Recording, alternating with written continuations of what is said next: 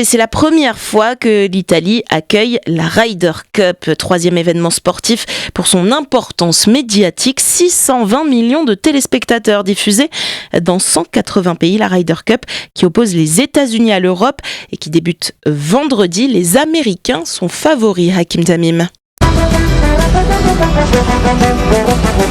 La dernière édition de la Ryder Cup, la 43e du nom, a été une démonstration de force. Les Américains ont étrillé les Européens 19-9, remportant dans la foulée le 27e trophée de leur histoire dans cette prestigieuse épreuve. La compétition, pour rappel, s'étale sur 3 jours, les 2 premiers pour le double et le dernier pour les simples.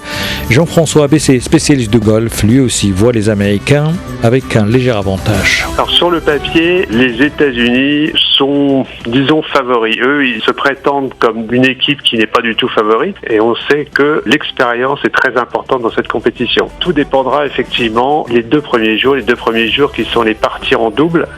Habituellement, les Européens sont plus forts dans les parties en double que dans les parties en simple. Les Américains sont traditionnellement plus forts dans ces parties, dans ces duels du dimanche.